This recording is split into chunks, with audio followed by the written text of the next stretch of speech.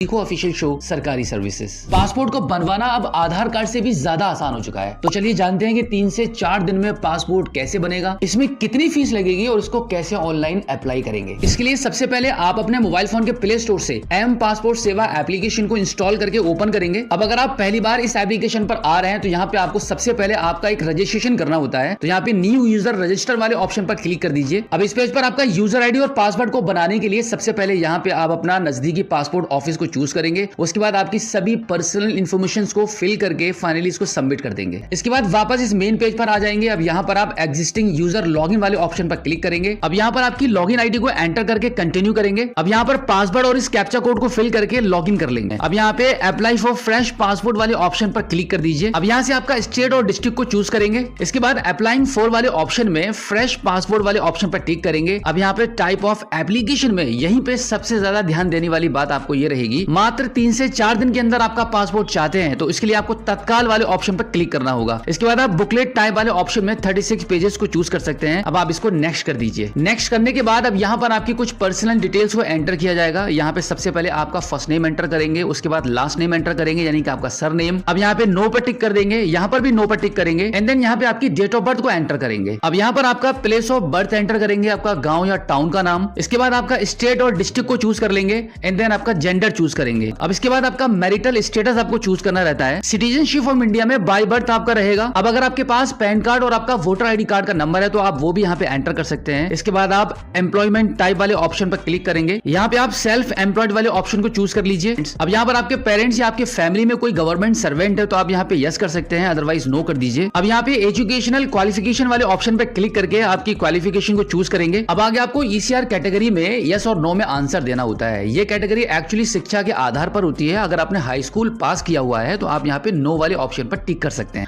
अब इसके बाद इस कॉलम में आपको ये मेंशन करना होता है कि अगर आपकी बॉडी में कोई मार्क है तो आप उसको यहाँ पे मेंशन कर दीजिए। अब आगे यहाँ पे आपका आधार कार्ड का नंबर एंटर करेंगे। उसके बाद यहाँ पे टर्म्स एंड कंडीशन को एक्सेप्ट करेंगे यस वाले ऑप्शन पर क्लिक करके एंड देन सेव डिटेल्स वाले ऑप्शन पर क्लिक कर देंगे। यहाँ पर फादर नेम और मदर नेम्स को एंटर करके सेव डिटेल्स पर क्लिक करके नेक्स्ट कर देंगे। अब इस पेज पर आपके आधार कार्ड के अकॉर्डिंग आपके एड्रेस की कंप्लीट डिटेल्स यहाँ पे एरिया पिन कोड नंबर और आपके कॉन्टैक्ट नंबर के साथ एंटर करेंगे। इसके बाद आप देखेंगे इस परमानेंट एड्रेस अवेलेबल, इस पर आप यस कर दीजिए। अब अगर आपका परमानेंट एड्रेस आपने जो ऊपर एड्रेस एंटर किया है वो सेम है तो यहाँ पे आप यस कर दीजिए। उसके बाद आप नेक्स्ट कर देंगे। यहाँ पर आपको आपकी फैमिली में किसी की भी इमरजेंसी कॉन्टैक्ट डिटेल्स एंटर करनी होती है, जैसे कि आपका ब्रदर, फादर, किसी का भी नाम यहाँ पे एंटर करके उनका कॉन्टैक्ट नंबर लिखते हैं। उसके बाद सेव डिटेल्स पर क्लिक करके नेक्स्ट कर देंगे। अब यहाँ पर 3 ऑप्शन आपको देखने के लिए मिलते हैं जिनका आंसर आपको यस और नो में देना होता है। तो पहले वाले पर भी नो कर दीजिए, दूसरे पे भी नो करेंगे और तीसरे वाले ऑप्शन पर भी आप नो करके सेव डिटेल्स पर क्लिक करेंगे और नेक्स्ट कर देंगे। अब यहाँ पर भी कुछ सवाल आपसे पूछे जाते हैं जिनका आंसर आपको यस और नो में देना होता है। बिल्कुल इसी तरीके से सभी नो वाले ऑप्शंस पर टिक करके आप सेव डिटेल्स पर क्लिक करेंगे और फाइनली नेक्स्ट कर देंगे। नेक्स्ट करने के बाद कुछ इस प्रकार से आपका पासपोर्ट प्रीव्यू आपको दिखाया जाएगा। जो डिटेल्स आपने अभी एंटर की थी वो सभी डिटेल्स यहाँ पे कुछ इस प्रकार से आपके पासपोर्ट पर प्रिंट होकर आने वाली है। तो एक बार इन सभी डिटेल्स को सही से चेक करने के बाद नेक्स्ट कर दीजिए। अब यहाँ पर आपके प्रूफ ऑफ बर्थ और आपके एड्रेस के लिए आईडी प्रूफ को चूज करना होता है। तो यहाँ पे प्रूफ ऑफ बर्थ वाले ऑप्शन पर क्लिक करेंगे तो